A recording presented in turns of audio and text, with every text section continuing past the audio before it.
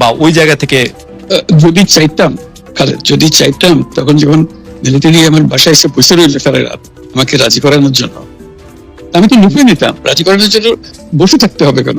আমি যদি ক্ষমতায় চাইতাম বলে আজ চলেন কি করতে, কোন জামাটা করতে হবে দেখিয়ে দেন, এখন যাচ্ছি। আমি তো সেটা করিনি। তাদের সঙ্গে তর্ক করেছি, সারা রাত ধরে তর্ক করেছে যে না ভাই আমাকে দিয়ে না, আমি এই কাজের উপযুক্ত না, আপনারা অন্য লক্ষ্য যান।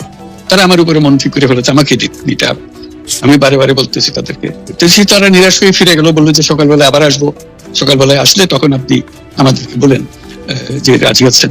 আমি বলছিলাম সকালবেলা আসলে একই কথা পাবেন, কারণ আমি তো এটা এমন কিছু না যে মনের মধ্যে সন্দেহ রেখে দ্বন্দ্ব রেখে আপনাদের অত্যন্ত পরিষ্কার ভাবে আপনাদের কাছে বলছি। ঠিক আছে, তা না হলে তো আমি সঙ্গে সঙ্গে রাজি হয়ে যেতাম। কে ছাড়ে যে আপনাকে দেশের পুরো সরকারের প্রধান হবার জন্য আহ্বান জানাচ্ছে, বাংলাদেশে এরকম কয়জন মানুষ আছে বলে যে আমি এই দায়িত্ব গ্রহণ করবো না? আমি তো করলাম সেটা। এখন আমার নামে বলা হচ্ছে 10 বছর ছিল। আমি বছর নিয়ে প্রশ্ন উঠে না। প্রশ্ন যে আগামীকাল সকালবেলা আপনি শপথ গ্রহণ করবেন এই কথা, আমি না করবো না। এরপরে তো কয় বছর কয় কাণ্ড, আমি 10 বছর দিয়ে কি করবোটা কি? আমি 10 বছর দিয়ে আমি তো বলছি আমি এই কাজের জন্য নই। দেশে আমার দেশ পরিচালনা করা আমার দায়িত্ব না, আমার কাজ না। আমি জানি না এটা ব্যাপারটা, আমি যেটা জানি সেটা করি। Make sense. আপনার মেয়ে মনিকা ইউনুস সম্প্রতি একটি সাক্ষাৎকার দিয়েছেন CNN এ। সেখানে আমি তাকে একটু যদি অনুবাদ করি তাহলে সেরকম করতে পারবো যে আমি তাকে উদ্ধৃত করছি যে কোনো এক সময় প্রধানমন্ত্রী শেখ হাসিনা ও ডক্টর ইউনুস একসঙ্গে কাজ করেছেন। আমি আশা করি সেই সময়টা আবার ফিরে আসুক, শুধু গ্রামীণ কিংবা সংশ্লিষ্ট সব প্রতিষ্ঠানগুলোর ভালোর জন্যই নয়। যদি তারা আবারও একসঙ্গে কাজ করেন তাহলে সেটা চমৎকার হবে। এই মনিকা ইউনুসের এই আশা কি আপনারও মানে একই রকম আশা কিনা যে প্রধানমন্ত্রী শেখ হাসিনা এবং ডক্টর ইউনুস একসঙ্গে কাজ করলে আরো কিছু চমৎকার কাজ হবে, বা এটা আপনি আশা করছেন এরকম কি? এটা কি এখন আমার জন্য করা যাচ্ছে না যে আমি নারাজ করতে চাই না? তুমি ভাবখানে এমন করছো যে আমি আপত্তি করছি, আমি কাজ করতে চাই না। আমাকে যে বলে চোর বদমাইশ করে রেখেছে, সেখানে কাজ করার তো কথাই উঠছে না। আমার নাম উঠলেই ওনার রাগ উঠে যায়। আমাকে সুৎখোর না বললে ওনার মন তৃপ্ত হয়নি। আমাকে চুবিয়ে না ডুবালে, পদ্মা নদীতে আমাকে চুবিয়ে না ডুবালে ওনার মনে শান্তি আসে না। ঠিক আছে, আমি কি করে বলবো? ওনাকে বলতে তো হবে, ওনাকে যদি কিছু বলতে হয়। পদ্মা নদীর কথাটা যখন উঠলোই, পদ্মা ব্রিজ সম্পর্কে যে কথাটা সরকারের উচ্চ মহল থেকে এটা বলা হয় যে আপনি আপনার ক্ষমতা ব্যবহার করে বা আপনার পরিচিতি ব্যবহার করে বা আপনার যে একটা সাংঘাতিক রকমের গ্রহণযোগ্যতা সারা দুনিয়াতে আছে, যেটি আসলে ওয়ার্ল্ড ব্যাংক সহ অন্য জায়গায় আছে, সেটি দিয়ে আসলে আপনি পদ্মা সেতুটা বাংলাদেশ যাতে ঋণ না পায় সেটির জন্য আপনি চেষ্টা করেছেন। এই ব্যাপারটা নিয়ে আপনি একটু কিছু বলবেন যে এটা আপনার বিরুদ্ধে একটা অভিযোগ? কি বলবো, এটা বলো, এটা হাস্যকর একটা কথা মুখ থেকে বলে ফেললো চোর ডাকাতের মতো, এটাও আরেকটা বলে ফেললো, এটাই সত্য হয়ে গেল।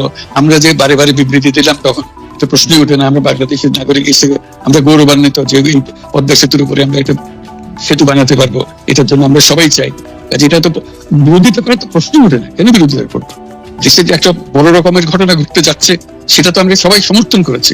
তিনি বলেই চললেন। এখন একজনে বলতে থাকলে তো আমার করার কিছু তো নেই। উনি এত শক্তিধর যে এখানে আমার কথা তো কিছুই থাকে না। ওনার সব সরকারের যাবতীয় প্রচার যন্ত্র ওনার হাতে। আমার তো আমার বলার যত তীক্ষ্ণ। আপনি তো কথা বলেন না, বললে তো নিশ্চয়ই আপনার সাথে না। একটি প্রশ্ন আসছে যে পদ্মা সেতুর যখন উদ্বোধন করা হবে তখন কি আপনাকে নিমন্ত্রণ জানানো হয়েছিল? মানে রাষ্ট্রের পক্ষ থেকে এরকম বলা হয়েছিল যে আপনাকে নিমন্ত্রণ জানানো হবে, বা আপনি মনে আছে কিনা? মনে পড়ে না এরকম করছে। আচ্ছা, আমি একটু যে বিষয়টি নিয়ে আপনি আসলে শুরু করেছিলেন যে আপনার প্রতিষ্ঠান জবরদখল করা নিয়ে, সেই জায়গাটাতে মধ্যে একটু আসি। আমাদের যে আন্ডারস্ট্যান্ডিং, সেই আন্ডারস্ট্যান্ডিংটা হচ্ছে এরকম: আপনার হাত দিয়ে যখন গ্রামীণ টেলিকমের প্রতিষ্ঠা হয় তখন এর আয় থেকে আপনি গ্রামীণ ব্যাংকের সদস্যদের জন্য ব্যয় করার কথা বলেছিলেন বা ভেবেছিলেন। আপনি গ্রামীণ ব্যাংক থেকে চলে আসার সময় বা ওই আগে পরে আমরা দেখেছি যে সেই আর্টিকেল অফ অ্যাসোসিয়েশনটা আসলে ওই একই রকম নাই, বদলানো হয়েছে। তো গ্রামীণ ব্যাংকের বা গ্রামীণ টেলিকমের এই বেনিফিশিয়ারি থেকে গ্রামীণ ব্যাংকের সদস্যদের আসলে বাদ কেন দেওয়া হয়েছে? মানে এইটার পিছনে কারণ কি? এখন গ্রামীণ টেলিকমের যে লভ্যাংশ তা কোন খাতে আসলে ব্যয় করা হয়? টাকা তারা বলেছিল দিবে, এখন দিয়ে যাচ্ছে। এই পর্যন্ত 500 কোটি টাকার উপরে দেওয়া হয়েছে সহায়তা। কাজে ওইটা যে আমরা গ্রামীণ টেলিকম এটা থেকে পৃথক হয়ে গেছে, তার যে কথা দিয়েছিল, কথা বলে এটা একটা কথা দিয়েছিল, এটা পূরণ করছে না, এটা আইনগত কোনো যে আইনি বাধ্য হতে আপনি দিতে বাধ্য হবেন এরকম কিছু ছিল। কাজে এই ধরনের বিষয়টা এই টেলিকমের বিষয়ে বলা।